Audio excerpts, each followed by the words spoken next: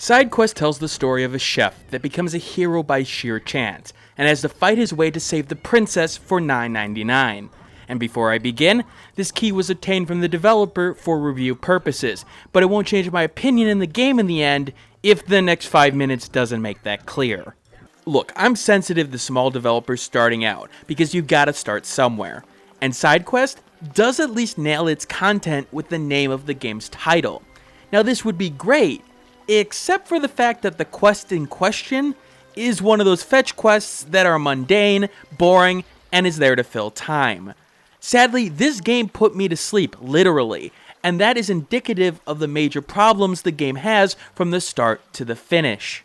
You move your chef to battle enemies on a 2D plane, where you face waves of baddies over and over and over again.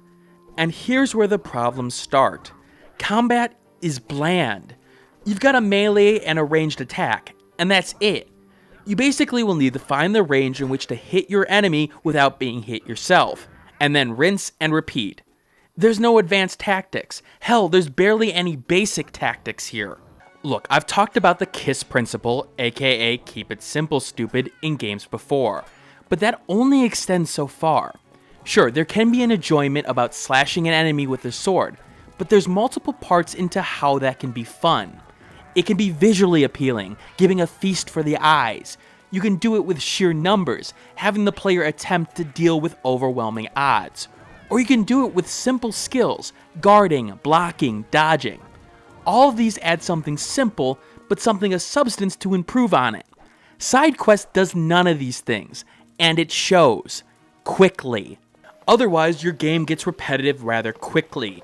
You can't just rely on enemies with more health, or a mixture of ranged and melee attacks as mentioned before, because the player isn't going to be engaged. The medium here requires player interaction, and if they don't want to interact, they won't want to play. Just like me in this case. The level design will throw a curveball once in a while, by putting you in a situation where you're limited into jumping into the foreground and background, and that was a good concept. Until it became apparent that it was going to be reused over and over again. You need more things like this in the game, more wrinkles into the gameplay. But if you don't have many wrinkles, those wrinkles become apparent rather quickly, and they become boring, mundane. Sure, there are boss monsters that up the ante to a certain extent with a couple of attacks that have been seen before. This boss fight is probably the highlight of what I played, and it was 4 times longer than it needed to be. It summed up the game rather well. Hit, run, rinse, repeat, and do it repeatedly until you've grinded the gameplay down so much that there's nothing left to show. The game doesn't help itself technically by being all over the place. Look, I don't expect a masterpiece here, but the art assets are so inconsistent. That building in the background, it's not bad. But then you look at some of the character models, and they aren't even close to the same art style or quality. It gives way to an uneven presentation. And while the plot delivery is going for cringeworthy yet self-parody-like dialogue, it just never really hits the mark because of everything else. See, that's because that dialogue is a compliment to everything else, and if it's got nothing to compliment, well, you know. And then on top of that, there's technical issues, in particular with jumping in and out of the background and the range of hitting enemies. In certain cases, enemies, and yourself at times, become invulnerable, despite seemingly whacking them within the range of your sword. Look, when it comes down to it, Side Quest has no oomph.